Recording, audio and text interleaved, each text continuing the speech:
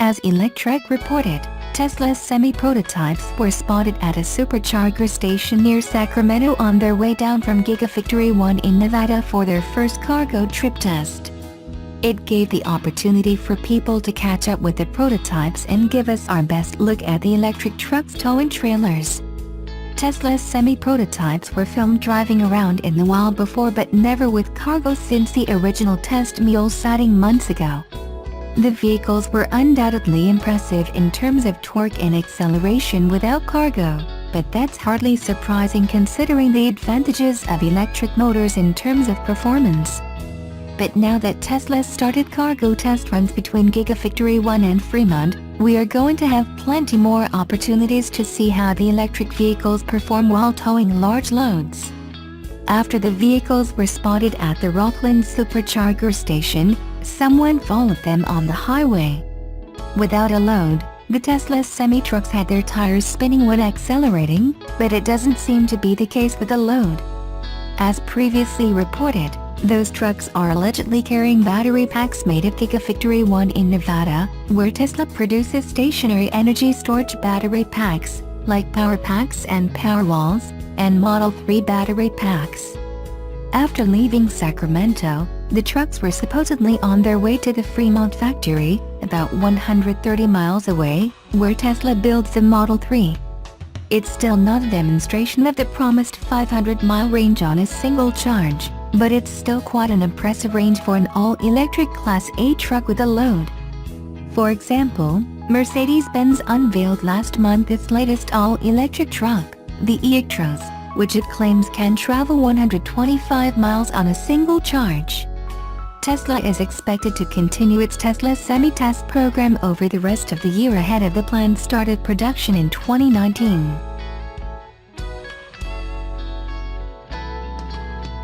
At the Work Truck Show this week in Indianapolis, Chevrolet pulled a giant sheet of its newest Silverados, marking the first time the nameplate has ever been affixed to a truck larger than a heavy-duty pickup. The Class 4, 5, and 6 medium-duty trucks are for those who need a bigger truck than a heavy-duty pickup but not a full-on semi. Have a car trailer for more than 2 cars or large RV? This is how you get them to the track. Chevrolet was fairly light on details for its new 4500 HD, 5500 HD, and 6500 HD models, but expect 350 horsepower and 700 pounds-ft of work-ready torque from its 6.6-liter Duramax V8 turbo diesel. As these rigs are the mules of the commercial trucking world, General Motors has attempted to make them as comfortable as possible without sacrificing capability. Ed Pepper, U.S. Vice President, GM Fleet said, Chevy's designers and engineers were obsessed with making this Silverado the most customer-focused medium-duty truck of any major competitor. By customer-focused, I mean work-ready trucks that are easy to upfit, easy to drive, easy to service and easy to own.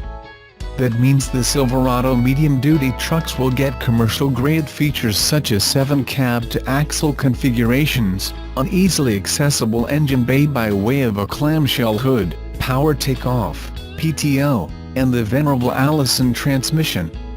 At the same time, Chevrolet has fitted the trucks with air suspension for comfort, Apple CarPlay and Android Auto, and wireless mobile charging via an inductive charging pad. OnStar's 4G Wi-Fi hotspot makes an appearance too. For those of you who simply want the biggest truck money can buy without having to get a commercial driver's license, an aftermarket upfitter like Monroe will gladly fit it with a traditional pickup bed at some point. The new Silverados take the place of the discontinued Chevrolet Kodiaq and GMC Top Kick trucks. The latter appeared as Ironhide in the blockbuster silver screen hit Transformers. Both of those models went out of production in 2009.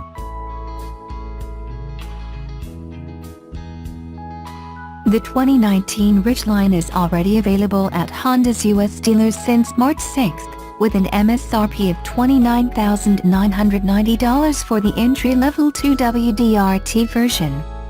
Honda is calling the 2019 Ridgeline the ultimate tailgate vehicle, ideal for sporting events, picnics and other types of outdoor gatherings.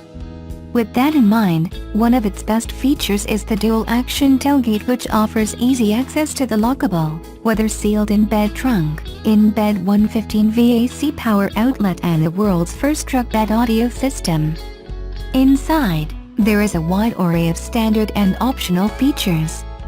Paying extra will land you goodies such as the 8-inch display audio touchscreen with Android Auto and Apple CarPlay, 3-zone automatic climate control, 8-way power driver's seat with adjustable lumbar support and ambient interior lighting. For 2019, RT, Sport and RTL specs now include a second USB port, like the range-topping versions, while the RTL and RTLT come with a power-sliding rear window and a moonroof. A wide range of Honda genuine accessories designed specifically for the Ridgeline is also available. Underneath the hood of Honda's pickup truck is a 3.5-liter IVTEC V6 mated to a 6-speed automatic transmission that puts out 280 horsepower and 262 pounds-ft of torque. Customers that opt for AWD models will experience Honda's Intelligent Variable Torque Management (IVTM4) technology that's supposed to improve all-weather performance and handling.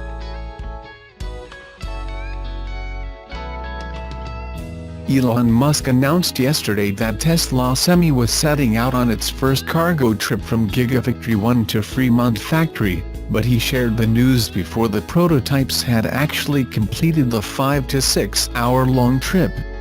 Interestingly, the two electric truck prototypes have now been spotted at a Supercharger station near Sacramento, a little more than halfway through the route. There's a lot of hype around the Tesla Semi because if the specs and price point that the company is claiming are true, it would create a new standard and revolutionize the cost of freight transport. A Tesla Semi test program partner already said that performance specs are for real, but some people are still skeptical about the range, which Tesla claims can be up to 500 miles on a single charge with a full load. The vehicle is currently being put through a test program, and Musk said that he's even optimistic about beating those specs that competitors already don't believe possible. A successful demonstration of a full cargo run between Tesla's Fremont factory and Gigafactory 1 in Nevada would already go a long way to prove the naysayers wrong, but it doesn't look like it will be the case with the first run. Tesla did a pit stop at a Supercharger station in Rocklin near Sacramento as spotted by a Redditor. One of the two Tesla Semi prototypes can be seen using at least one Supercharger charge point. It's not clear if the trucks actually needed to charge or stop for testing or any other reason. The Tesla Supercharger in Rocklin is just about 132 miles from the Tesla Gigafactory 1 where the trucks reportedly started their journey.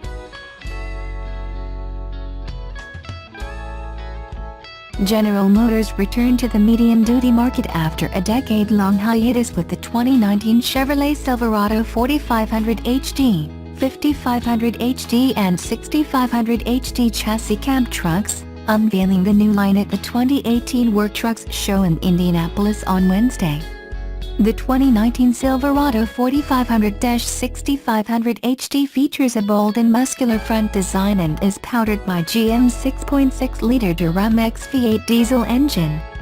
The truck, designed in partnership with Navistar International Corporation, was designed to be completely flat to provide greater ease for upfitters to customize. A factory-installed rear suspension is available for improved ride quality. The arrival of the Silverado 4500-6500 HD puts GM into competition with the Ford F450, F550 and F650, as well as the Ram 4500 and 5500. This segment also includes commercial truck makers such as Navistar's international brand, Daimler, Hino, Fuso and others. GM has not sold a medium-duty truck since it pulled out of the market in 2009. Vocational trucks of such size are typically used for work such as hauling trailers, utility maintenance, conversions into ambulance use and other services. The Detroit automaker may have to grab market share from existing competitors, depending on the class of truck. According to Statista, a market research firm, sales of Class 3 through 5 trucks are expected to level this year at about 380,000 vehicles. The automaker may have an easier road one notch up. According to Statista, sales of Class 6 and 7 trucks are expected to grow 7% this year to nearly 133,000 vehicles. Steve Tam, an analyst with ACT Research, told Trucks.com, "It is a mature market and GM is going to have to battle to get back into it." The automaker, however, will attract customers who have wanted larger Chevrolet trucks and bought from rivals because the automaker didn't have the right models, he said. GM's rivals are unlikely to yield sales without a fight. Kevin Koester, Ford's medium-duty truck and F-Series Super Duty fleet brand manager, said, "We've been dedicated to this space for a long time. Our marching orders are to lead the segment." Ed Pepper, Vice President of GM Fleet and Commercial Operations in the U.S., said, "The decision to return to the medium-duty segment is targeted at attracting more business from commercial and government customers." GM Fleet delivered nearly 300,000 vehicles to commercial and government customers in 2017, its most since 2008, the automaker said. The increase helped GM gain 1.4 percentage points of market share. Pepper said that the Silverado 4500-6500 HD models are part of GM's strategy to continue that momentum by expanding Chevrolet's product segments. The idea that commercial customers prefer to buy vehicles of different sizes from one automaker, rather than purchasing one size from Chevrolet and another from Ford, for instance, is a common refrain among automotive executives. Pepper said, "The more choices we offer truck customers, the more we drive sales across our entire portfolio. That's because brand and dealer loyalty run deep in this business." GM will provide order guides to potential customers in spring 2018 with pricing to be announced in the summer. Production will begin by the end of the year. The automaker expects the new line of Silverado medium-duty trucks to be carried by more than 400 commercially focused Chevrolet dealers. The frame was designed to be completely flat and free of obstructions on top. Wiring is fed through the frame itself rather than on top of it. GM believes this will provide upfitters with easier installation and removal of bodies and cab styles. The trucks will also have lengthened frame rails behind the rear axle to accommodate long cargo boxes and a lightweight hood that provides greater access for maintenance and repairs. The Silverado 4500-6500 HD promise an improved driving experience compared with other medium-duty trucks thanks to a hood designed to increase visibility, good turning radius and the availability of the factory-installed rear air suspension. GM also installed the diesel exhaust fluid, or DEF, tank on the opposite side of the fuel fill tank to reduce refueling errors. John Schweigman, Director of Commercial Product and Medium Duty for GM Fleet, said, "These new Silverados are designed to solve the most common upfit and ownership challenges fleets have with many of today's medium-duty trucks." The 6.6-liter Duramax V8 turbo diesel engine is the same power plant in GM's Silverado and GMC Sierra heavy-duty pickup trucks, though with smaller turbochargers, different engine mapping and other slight modifications. In the Silverado 4500-6500 HD, the engine has been tuned to 350 horsepower and 700 pound-feet of torque. Allison transmissions send the power to either two-wheel drive or four-wheel drive.